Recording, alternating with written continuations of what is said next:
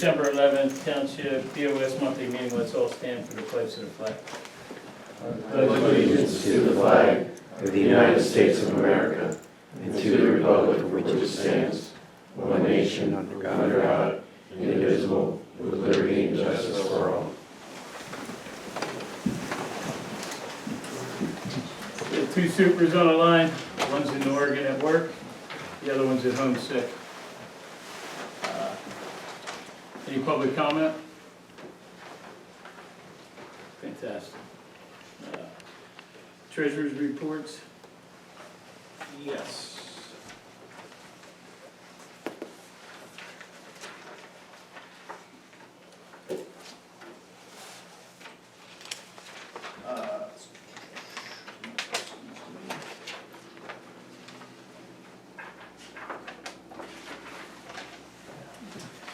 Okay, so revenues collected are at 95.28% of the budget for the 11 months ending in November. That's for the general fund. The real estate tax collections are at 100.8% of the budget. Real estate collections are similar to last year, as the majority of the collections are during the discount period. Real estate transfer taxes are at 126.51% of the budget and less than the prior year by $9,204. The earned income tax, which is our largest single revenue source, is at 104.64% of the budget and more than prior year's collection by $33,205. Interest income is also exceeding budgets due to high interest rates. The interest income is at 222.02%, deuce is wild, of the budget and ahead of last year.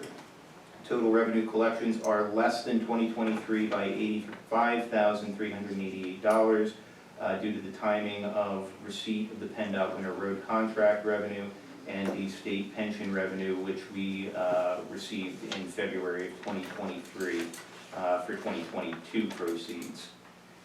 Expenditures paid are at 51.72% of the budget, as we budgeted to use the American Rescue Plan money this year on the road project. That expenditure, which is a very large one, is on this evening's bill list, so that 51.72% will jump up dramatically after that bill is approved. And there was an error in the water fund billing for November. This has since been corrected, so the total revenue is about $14,000 lower than it should be, but again, that was corrected.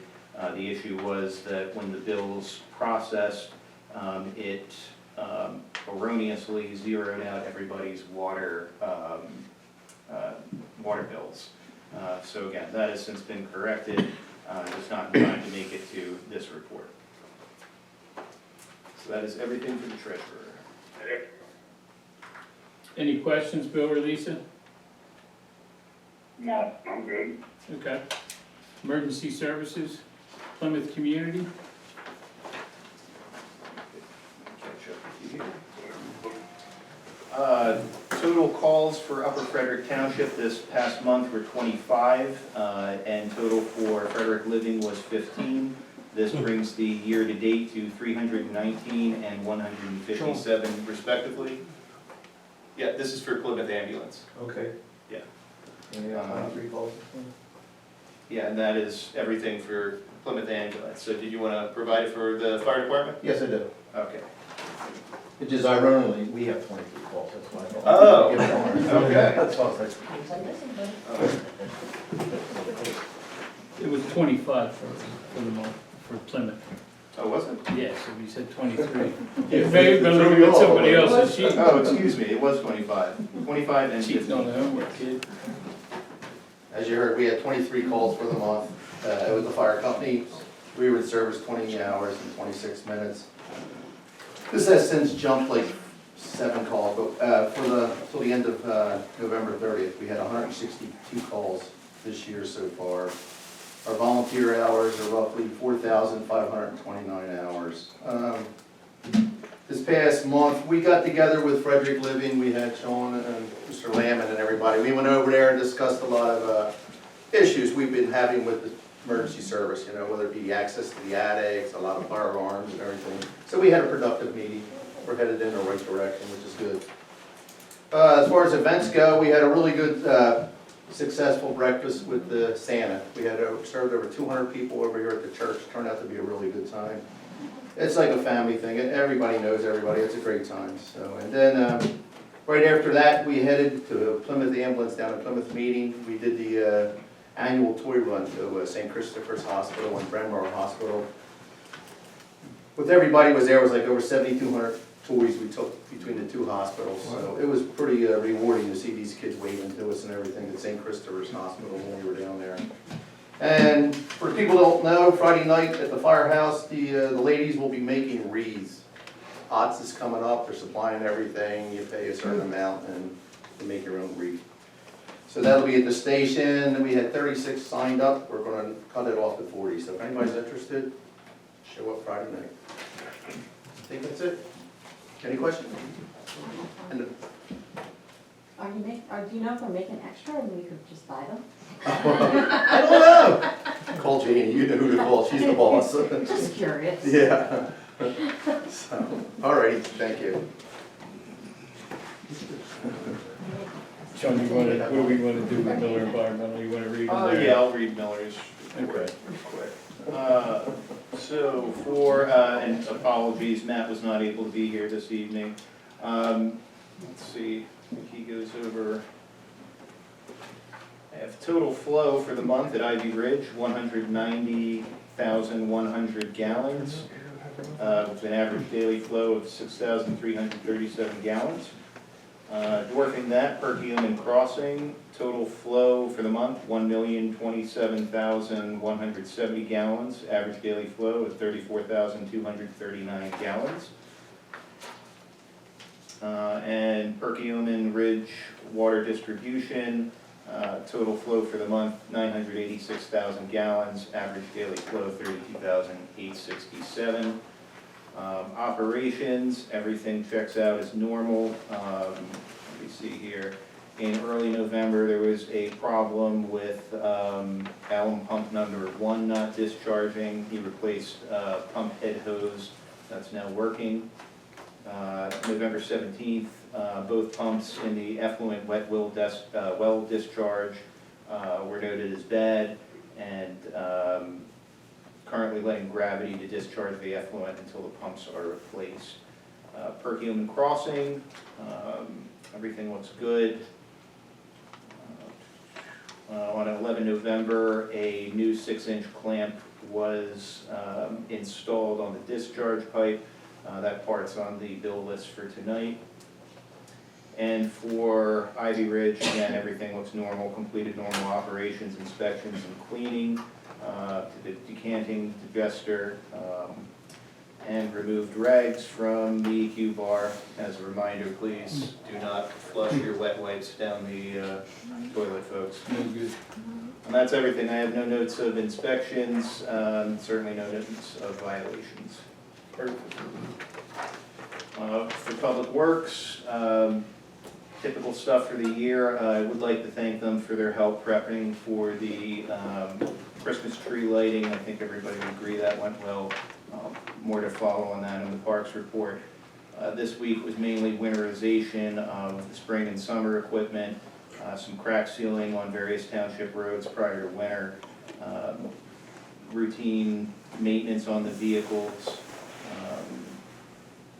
and of course meter readings for our utility customers. In terms of equipment, there's some framework that was completed on the F-750 dump truck and some work on the wheel benders for the landscape trailer. That's everything for Public Works. Okay. Civil engineer? Okay. LTL updated the engineer's report. I'll go by memory because I didn't have on the agenda. Is there a more recent version? I'm sorry? The agenda. I didn't see any of the reports on there. Oh, yes, we will get to that, Oh, but okay. yeah, they were, Okay. yeah. I'm pretty sure I've done this enough times I can do it, but LTL's updated the engineer's report for December. We did forward that on, so if you have a copy of that in your packet. There really isn't anything, major changes. If you will note that just earlier today, I was able to get an updated review letter out for 3 Dog. So that's still in process. That was the 3rd review for that particular plan. And there's still a number of outstanding issues that they need to comply with along with their conditional use criteria. Other than that, we've finished up the paving project, but that's really kind of old news at this point. Other than that, I really don't have anything. If you've got any questions, I can certainly answer those for you. No. No, it's, I think it's inspector zoning, building inspector and zoning, was that John? I don't Yes. think there's anything for that, right? I don't have anything. Yeah, he submitted a report, I mean, there's. Yeah, I know he's been working with Vicky on some of the violation issues and stuff like that. I did recently talk with him about the need for a driveway permit, but that's really kind of small potatoes. yeah, there was 10 inspections this week, 2 permits processed, yeah. Okay. Planning commission, Mr. Marriott? Yeah, the planning commission, if anybody doesn't know, we're moving it forward to December 17th, which is next Tuesday night at 7, just due to the holidays. We plan on moving forward with a fiscal impact study, which Buck has been hard working on, and with his diligence, we should be able to get it to your desk in short order. And we're revisiting the blasting ordinance, which we'll have a bunch of questions for Vicky on that next Tuesday night. Start prepping. All right, thank you. How about your Central Perkiomen Valley Regional Planning Commission report? Anything on that? You guys didn't meet yet, right? That was this month. Yeah. So Bill Carafa and I were down there, Buck and Paul also came down, they were audience members. They spent a good time, part of that time, just discussing what we did with the rezoning as our fair share, and went over how it's beneficial, for the 6 boroughs and townships that are in the community to work as a unit together. Okay.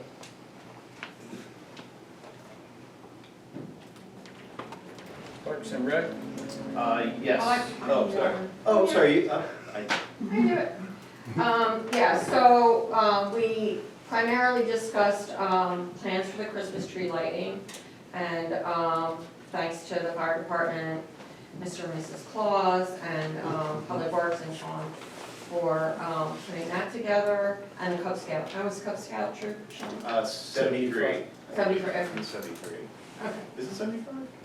Well, that's Okay, what I'm gonna go across the with. street, Okay. yeah. Yeah. That's the one that meets across the street, we went through it, so. And then we also discussed, picking up the, holiday tree and wreath pickup, and I'm just gonna read the dates in case some people didn't get the, agenda. The dates of pickup are all on a Monday, January 6th, 13th, and 20th. Location of the drops, end of Ivy Lane, in the cul-de-sac intersection of Clover Lane and Fast Roads, Township Building at Public Works Gate, Buck Road across from Glenwood Drive, and Buck Road at Westview and Ash Roads. We also discussed some items with the dog park. We were asked by a citizen to look at signage and consider changing it, and I don't know if, did that? Yeah, Vicky reviewed that and, yeah. I mean, we're. Didn't see any issues with it. Yeah, me neither, okay, good. All right, that was pretty much it. Great. I would note that the posted agenda omitted the report section, so we just need a motion to amend the agenda to include the reports. I make a motion. Go ahead, Lisa. Okay? Lisa, you'll make the motion. Yes, I make a motion to update the agenda to reflect the report section. I second it. All those in favor? Aye. Aye. Aye. Okay. All right, that concludes our reports. Oh, wait a second. We didn't make motions to approve the bill. Oh, I'm sorry, yeah, we'll need that. Skip right over the treasurer's report. Yeah. So Bill, do you have your papers in front of you? I had emailed you earlier with the totals on it? No, I don't have the numbers, no. I've got that here. I think that. I did. All right, so I make a motion to pay the bills so we don't incur any penalties or interest in the amount of $598,394.28. I second. I second. All those in favor? Aye. Aye. And just as a reminder to everybody who heard that figure, $470,000 of that is the annual road program from the ARPA funds. So, yes, we are trending a little high this month, but that is why. Yeah. It was 475,0813 I was looking at. Costs a lot to pave a road. Yeah, it does. Business before the board here, we got did you guys have so we need to vote to approve the budget for this year. Sean, did you want to go over any of it? Yes, so the budget has obviously not changed since it was advertised about 5 weeks ago at the last board meeting. It is a balanced budget as required by the second-class township code. There are no tax increases this year, which usually keeps everybody happy. In terms of stressors, as we discussed, the Ivy Ridge Fund is the area that I would express concern over, just in terms of its solvency.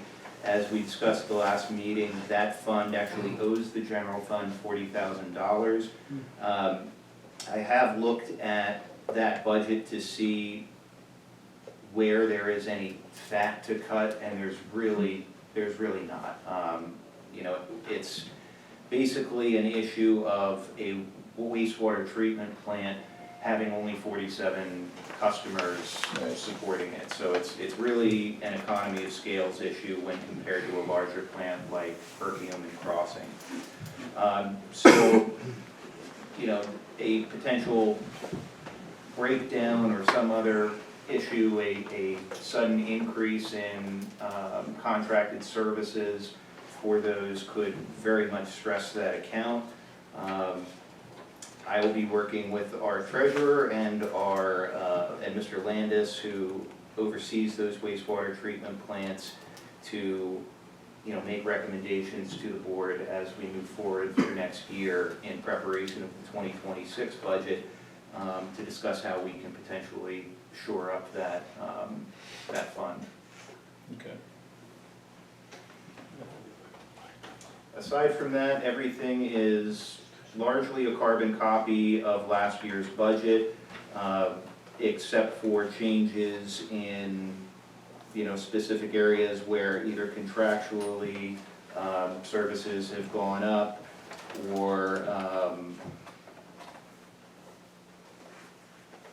new services, a few new services have been added. Postage was outsourced for the mailing of utility bills. And there's a couple of proposed improvements here for, in terms of software. The GIS program is included here, which would allow the township to map assets, property files on an interactive map, which is something many townships and municipalities are moving to, just to provide a better service and incorporate technology into our office operation here. Some other things that have gone up, some insurance areas. We are looking at alternative insurance options through the Delaware Valley Insurance Trust, as opposed to purchasing from the private market. That requires some personnel discussion executively with the board, but we do have a meeting scheduled with our Public Works crew to ask questions about some of these new plans that we're proposing that could save the township money and provide better insurance coverage to our staff. Aside from that, there are no remarkable changes to this budget as compared to last year. Lisa or Bill Crawford, any questions? I'm sorry, go ahead.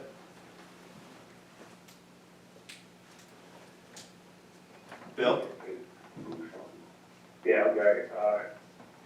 questions on the budget?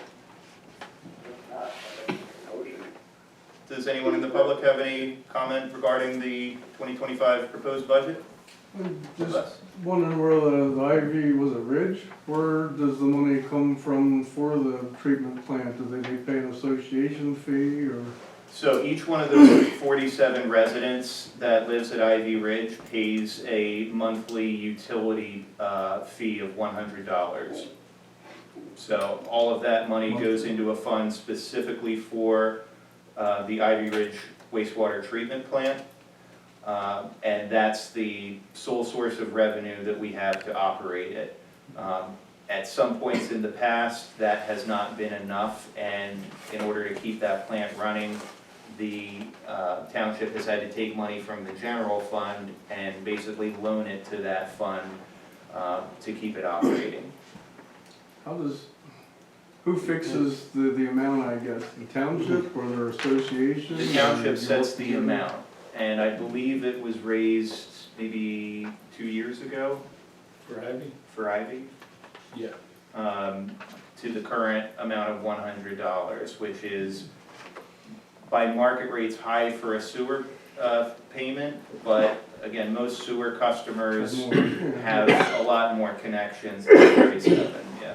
You said periodically it goes over any coinciding incidences or anything that goes with that maybe? I'm not sure I follow. Maybe like a lot of storms or something, a lot of rainwater, maybe. No, so there should be Any no, events that maybe correspond to the increased usage, yeah, the biggest stressor would be, major block parties? the major stressor would be breakdowns at the plant. There should be no rainwater infiltration into a wastewater treatment plant. If there was, that would certainly be a problem, but that's a problem that we would have to fix, and again, the solvency of the fund is. So it's more breakdown oriented, not load. Yeah, it's got sufficient Maintenance, I capacity. believe, at that time when they had to take the loan, I think it was plant maintenance, there was some breakdowns over there and they had to address some issues. Was the issue, how they got to that point, but still breaking even isn't good for it either. But like Sean had said, you got 47 houses trying to support a whole sewer system. That's to where you got Perk Crossing with 330 homes supporting that system, and there's a little excess there, so you can throw it in the kitty. Just my concern, wonderment, whatever on that is, it almost would look enticing development wise to somebody wanting to tie into that to help, you know what I'm saying, I guess. Not that I wanna see it, but at the same time, you don't wanna have to charge them an arm and a leg either to keep it. I think a couple of years ago, there was a gentleman in here, a developer in here, who wanted to put some there. I'm not sure the circumstance, but we had denied that. We didn't, for some reason, didn't act on that. I think that would be a good idea too, but nobody wants development either, so it's a double-edged sword, but you surely don't want to go belly up because of that, right? So, decisions will have to be made there moving forward, I think. I guess, what is that, the area around that area is being at this point?